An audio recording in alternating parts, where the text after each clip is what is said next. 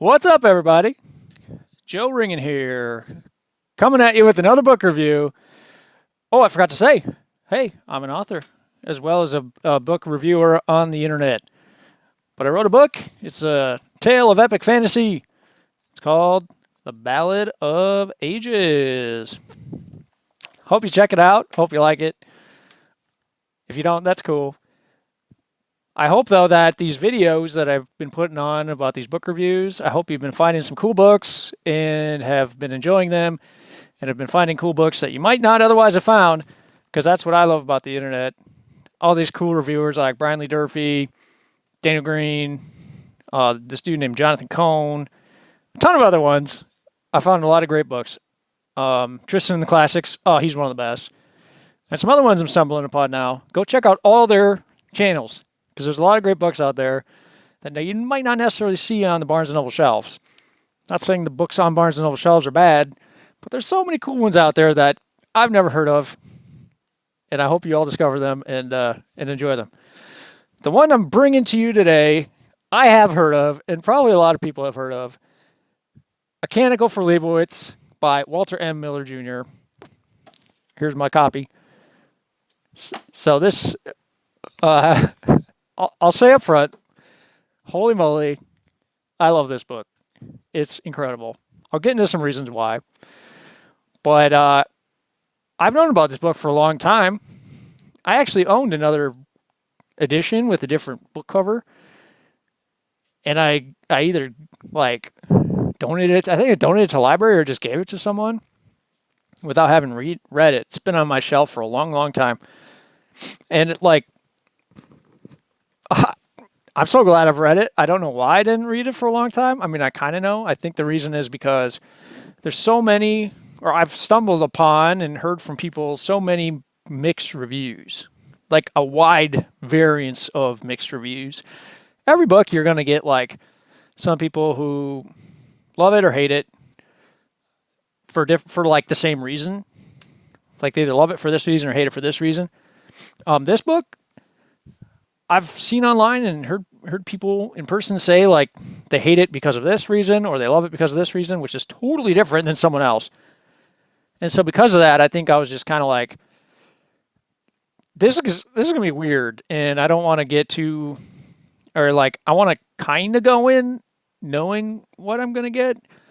Like I don't want to just jump in some like black hole and have no idea what it is, even though that's kind of exciting.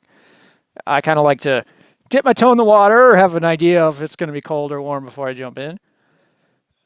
This book, I'll be honest, like I, it's totally different. I came out totally different having read this book from what I thought it was going to be, and I'm so happy about that. This was such a great book for me. So I want to say that it's not for everyone. I promise you that. If you go into this book thinking it's going to be Star Wars or, you know, the swashbuckling space opera adventure with romance and space battles and lightsabers, and you are going to be so upset. That's not this book at all. At all. Not even close. And it's kind of like unfair to the reader the way this book is marketed, I think. So every book cover I've seen of this book, besides this one that I own, that I got actually at a library sale, because this cover kind of like spoke to me. It was like, you can just hear Dies Irae playing when you see this cover, and that's makes sense because that's kind of what the book's about. But anyway, okay. But anyway, so like, but most book covers for this are like, you know, like a big. It kind of looks like Star Wars, and so that's very misleading. Super misleading because that doesn't. There is no action in this book. Okay, I take it back. There's like one scene of action where in the first part where the monk is traveling to New Rome, and he sort of gets like ambushed by some robbers. Like there's that action. That's it. I'm not even kidding you. Like 99% of this book is just dialogue. The thing is, though, I love it. I eat that up. If you watched my, well, I should say good dialogue, intellectual dialogue, philosophical dialogue, I love that more than anything else of anything that I read. If you watch my top 10 books of all time, you will know that one of them is Plato's dialogues. And like, that's literally just people talking. But it's one of my favorite books of all time because you learn so much. I mean, it's kind of like you're sitting in on a master class, just listening to the professor and someone go back and forth. But the cool thing about this is it's that, but it's set against this so smart and just fascinating backdrop of like a what if scenario of our future with all these sci-fi elements. Holy moly, guys. This book, if that sounds interesting to you, and if you are not sort of like, if you're not, man, I can't think of the word. If no action is not upsetting to you, then you're going to love this book. I promise you, this book is so good. The other awesome thing about this book, before I get into like what it's about and everything, is I found it so refreshing, and feel free to correct me if I'm wrong. I'm totally fine if I missed it, and you guys can just roast me online. That's fine. I didn't see any agenda, okay, by Walter M. Miller Jr. I didn't come across any specific agenda, like political agenda, religious agenda, scientific, whatever. I didn't come out of this book saying, "Oh yeah, Walter M. Miller, he's like a Catholic, or he's an atheist, or he's like a Republican or a Democrat." I didn't. I didn't read when I read this book. I didn't see anywhere where it says, or even insinuated necessarily, like this is the right viewpoint or this is the wrong viewpoint. What's really cool about this book is there are all of those viewpoints in this book, and they're all fleshed out, and they're all like given supporting, or they're all supported with like logical ideas where they could hold up equally. And it doesn't necessarily advocate for one or the other. It just observes these are the viewpoints. And in this particular scenario, this is how or Walter Miller Jr., this is how I think these groups or these worldviews are going to interact and continue the humankind. Like, it's so cool. I thought that was refreshing. So like no one's going to be offended. Honestly, I don't think so. Like, I don't think you could be offended if you're in any one of those camps. And it's very cool to see those other viewpoints, even ones that aren't your own viewpoints, because there are definitely viewpoints in here that are not mine, but I can see their side of on their side of the fence, and I can be like, hey, I understand why you think that way. I don't agree with it, but I understand it. So that happens in this book, and it's very well done. So again, I could be totally naive, and I view the world with very like rose-tinted glasses. I totally get that. People tell me that all the time. So maybe I just completely missed that part of the book where Walter M. Miller Jr. said, like, gave his big statement saying this is right and this is wrong. I don't remember it, so correct me if I'm wrong. But anyway, so I think everyone can read this book and not be offended and actually have a better appreciation for the other side of the aisle. Okay, so like, what is this book about then? That's what you're all wondering. There's no action, it's just talking. So there's like a lot of moving parts, a lot of things that are happening in this book. It's mostly one gigantic thought experiment. That's what I think this is. It's the author saying or thinking to himself, okay, if there was a nuclear holocaust and the world was, or humanity and the world and Earth was like grinded down to just like primal state, like barbarians, if we were just like pulled back down to that state, what would happen? How would we claw our way back to where we are now and potentially further along in wisdom and intelligence. How do we get there? What happens? And he lays it out. So it's a giant thought experiment, and it's so fun to read that. The 3 parts. There's 3 time periods. Part one is like after the nuclear holocaust, not immediately. It's like further along. There are the Catholic Church perseveres and exists, and there are still like monks and like different monasteries throughout America and the world, I guess, and they sort of have different functions. The main character of the first part, he's a part of the Saint Leibowitz monastery, and their task is to preserve the old knowledge of like our age. So I'm going to get into a little bit of spoilers. So if you want to tune out, that's fine. I don't think it ruins the story at all. But so like they preserve all these old, I guess like textbooks, like how electricity works,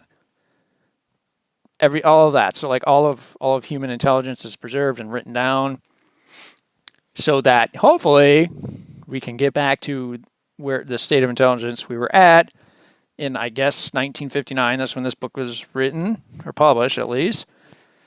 So we can get people back to that, out of the dark ages again into the light. So they're tasked with preserving that. But the fun thing is like they don't understand it. So they find all these documents or textbooks or whatever, blueprints in like fallout shelters, and they preserve it and they copy it and copy and copy it. But they don't really understand what it is or what it means. So they kind of have to arrive at start over. They're kind of like babies again, and they have to figure out what it is, how to apply it. So I actually learned a lot of stuff reading this book, which is, I love that when that happens when reading books.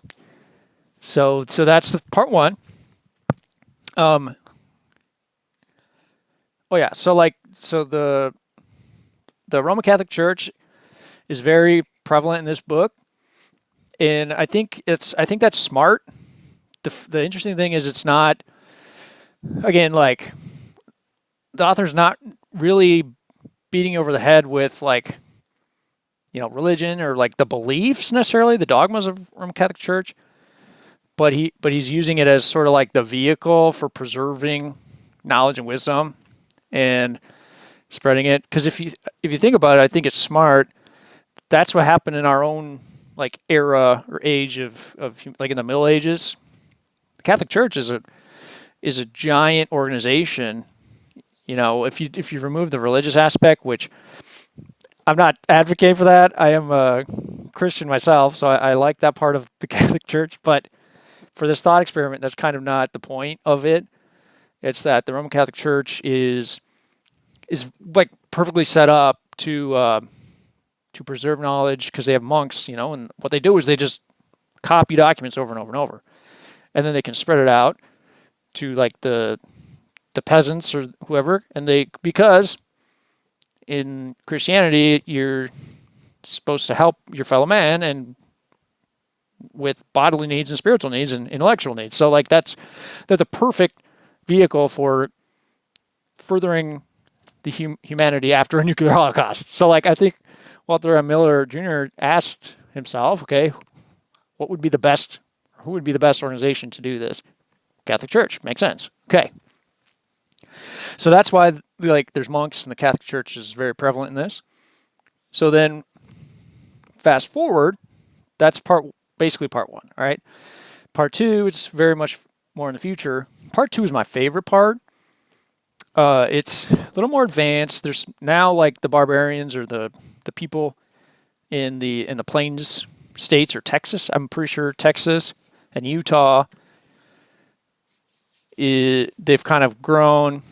Now they even sort of have like political factions, and they're starting to butt heads and starting to kind of to war against each other. All the while, the Catholic Church is there, furthering along. They've learned more, and they've built more technology and things. Spoiler again, they figure out electricity in this part, in part two. So then, but then the dilemma of like science versus religion comes into play, and like, should we do, like, they kind of get to that point in human history, and then this is such like a very interesting moment where there's like a monk and a scientist. Um, they're both part of the Catholic Church, but they sort of are. They have different ideas for technology and wisdom and stuff, but they're sort of like going back and forth, and they're kind of at the doorstep, and they realize, like, if we pull this lever, the whole world is going to change, and we can't go back again. Like, they're at a very interesting point in history where, like, maybe in our own era, if we didn't pull this lever, then it would have gone a different path. Humanity would have, and maybe it would have been better, maybe it wouldn't have. So they kind of have different ideas, and basically, like, okay, if we allow, or if we go forward with electricity, is that good for humankind? Basically, the age-old technology versus whatever, non-technology. Is that good or bad? So they kind of debate it. Eventually, they end up pulling the lever, not like an actual lever, but I mean, like, they go say, okay, like, electricity is good. We're gonna go that way. And so it happens, and then that's the end of that part. But during part two, there's also this backdrop of like a looming war coming, and of course, New Rome is involved. All the political aspects come into play of these different warring tribes, and they're even sort of like getting in bed with this tribe so that they know when they do this, then they're going to be allied with them, and then the war is going to break out. So it's very smart in how it's written. So that's all looming in the background, and it sets up a huge stage for part three. So part three went a totally different direction than what I thought. So it was kind of cool. I thought it was going to pick up immediately after part two, and then it was going to describe the war. But it goes into the future, which is cool. I thought it was very cool. Again, spoilers here. But so part three is more in the future, and they're right at the cusp of, like, there's just political tension going on worldwide. It's gotten to that point. So we're even more advanced than, for sure, 1959 in technology by part three in this book. Probably now in 2025 we're probably even more advanced than that, it sounds like. So they're right on the cusp of nuclear war again, right? So there's that, and this is very 1950s. Everyone's freaking out, thinking there's going to be a nuclear holocaust at any second. So that's all in the background, and then the Catholic Church is kind of wondering and preparing. Like, they're like, okay, we're going to do it again. We messed up again. Humanity's going to reset. And what do we do? How do we preserve the intelligence that we've gotten? The cool thing, and I think this is super interesting, I wish they would have, I wish this would have been more expounded upon in the book. But the really interesting thing is they decide they're going to commission a bunch of monks, put them in a spaceship, and send them off to space, and they're going to colonize, because they're sort of starting to colonize like Mars and the moon. So they're like, all right, you guys are it. The world is going to explode. We're doomed. Earth is done. We have killed ourselves with these nuclear bombs. We can't get away from just being our own worst enemy. History repeats itself. So we have to preserve knowledge and scripture, because they're Christians, so they need to preserve the Bible too. So they're like, you guys are going out to space, and good luck. Help the colonies out in space, because they're the future. Earth is doomed. That's it. So like that's a very, but the thing is, that's a very small part of part three, which I thought that was the most interesting part. But then they like so that's part of part three. But then what happens, and this was the only like negative thing, the only negative aspect of this book is part three is that there's so much like it sets up the whole book sets up so much of a huge scale, like a huge war, and like the space part going to colonize space. That's what I wanted. I wanted more of that, but it kind of like barely touched it. But then it came back to the monastery, St. Leibowitz Monastery, and it focuses on like two characters. That totally makes sense. Like that was the author's intent, so I get it. I'm not bashing him for that. He accomplished what he set out to accomplish. But I wanted more. That's fine. So that's my only gripe. That's why it wasn't a perfect score for me. Perfect review, whatever. But where's it going? Okay, so yeah. So there's the main character, the abbot of the monastery, and then like a doctor. Because what happens is, guess what? Another nuclear holocaust. That's what happens. It like the world blows up, radiation, everything. And then and so they grapple with the fallout. So they're sort of like these radiation zones, or like the monastery is set up to help the people that are hurt by radiation. And then there's the dilemma between the doctor and the abbot. The doctor and his crew set up like the euthanasia zones, the mercy zones, or whatever they call it. So the people that are just basically like, hey, you have no chance of living, you're going to be in pain forever. Here, we can give you like a merciful sleep, and then, which is death. Okay, so they give that option. The abbot is fighting against that. He's saying, no, you're citing religion. Like, I know this is terrible, but persevere in sufferance, and then we go to heaven, and there's paradise. But killing yourself is wrong. So that's the religious view. Again, it's handled very delicately, and that's what's so cool. Both viewpoints are given equal weight, equal credence, and supports. The author doesn't say this way is right, this way is wrong. Obviously, the reader figures that out for themselves, and they could land on either side. So it's just very delicately done, smartly done, and man, I'm glad I'm not in that situation. Those would be tough decisions. So yeah, it's a very interesting thing, and that part's kind of a fun scene. It very reminds me of the movie Total Recall, like with all the mutants, because they all kind of have these radiation defects and things. And then and it's actually, what's interesting, I've heard the game Fallout and the TV show is sort of inspired by this book, and that totally makes sense after reading part 3 of this book.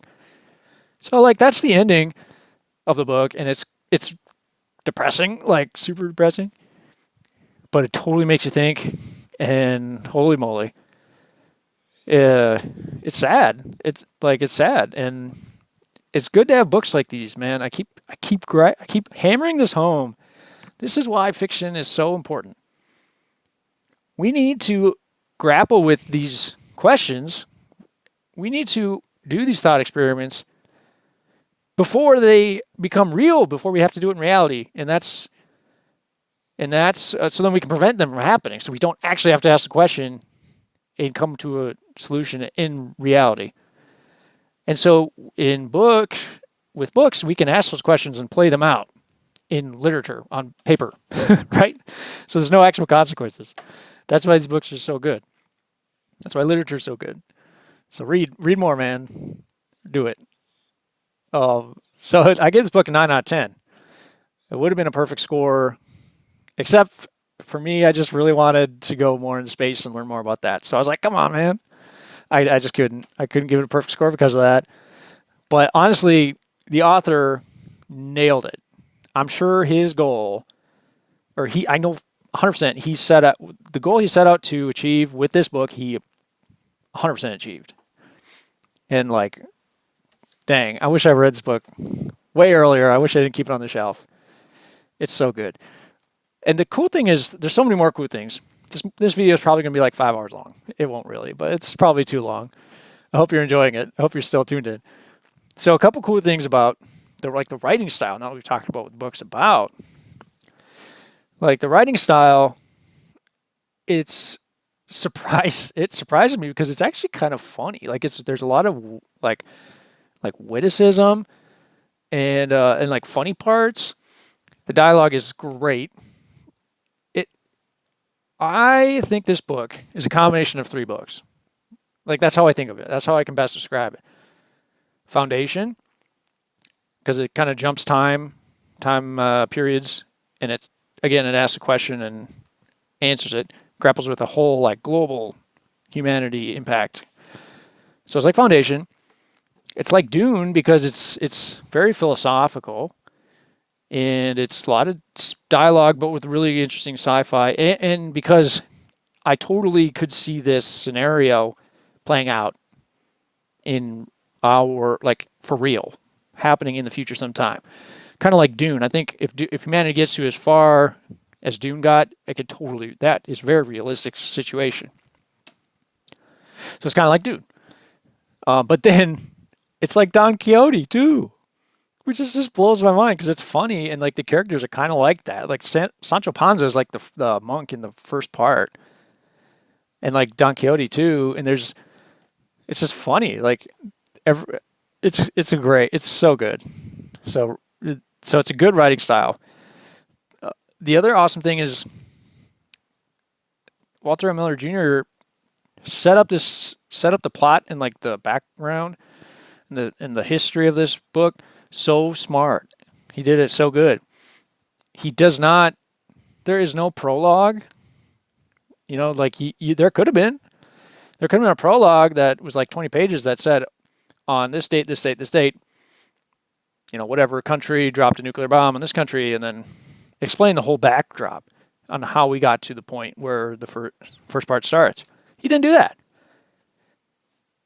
He didn't even, like, there wasn't like a chapter 1 where he just kind of read the history like a lot of fantasy books do. Sort of notorious for doing that. No, he just throws you in. It's literally like a monk walking in the desert. That's it. Like, that's what you are told. But he smartly leaves clues everywhere. And eventually you're like, holy moly. Like, you're like, what? Okay. This is a nuclearly, if that's a word, decimated Utah. There's some strange Catholic monastery and there's a monk, like, searching for documents of like old intelligence. And it's so cool because when you like realize it, when it hits, when it all comes together, you're like, this is wild, and you want to know more. And so like the author, he doesn't tell you, he doesn't say this. I love it. It takes a lot of talent to do that. He nailed it. And I wish others would do that. It's not difficult to write a whole history, just like a prologue.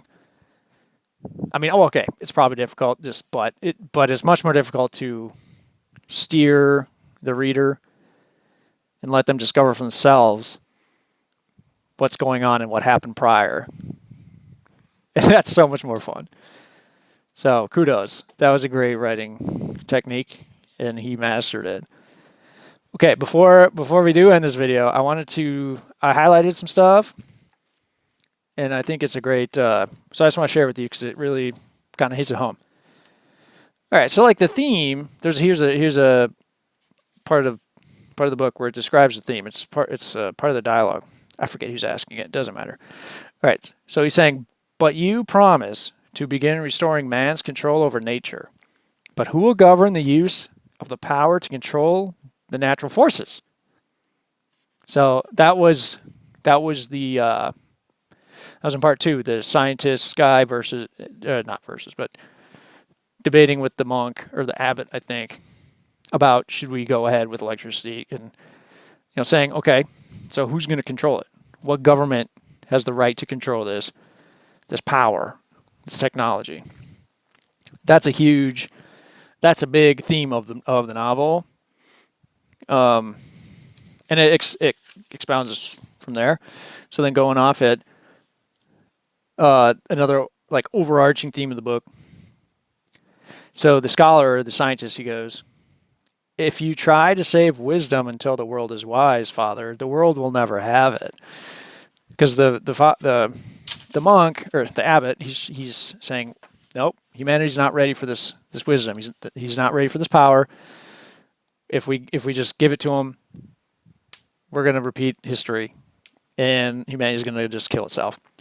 But then the scholar, the scientist, he's saying, well, if you wait until humanity's ready for it, he's never going to be ready.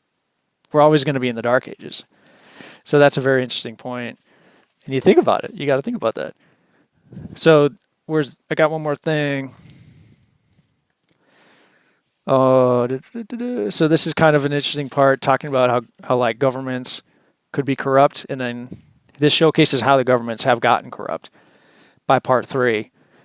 So they're talking about a Radiation Disaster Act, which is basically kind of a way to help people through a radiation plague or outbreak, right?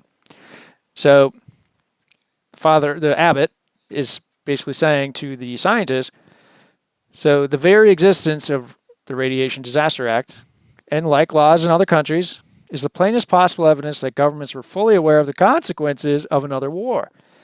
But instead of trying to make the crime impossible, they tried to provide in advance for the consequences of the crime. Are the implications of that fact meaningless to you, Doctor? So that's just so fun, because you can apply that to our time, right? So this book makes you think. It's so good for people to think, and I hope everyone reads it. The scariest part and the most fascinating part of this book is when I finished part 2, I thought to myself, I basically sat there and was like, whoa, man. Like, I thought, like, are we in a post-nuclear apocalypse? Are we in like another age? Has humanity already destroyed itself and we are just like a second or a third or fourth rehash of humanity? I don't know. Personally, I don't think so. But it's fun to think about. Well, thanks for listening. I hope you guys read this book and like it. Until next time, take care. Have a good rest of your night.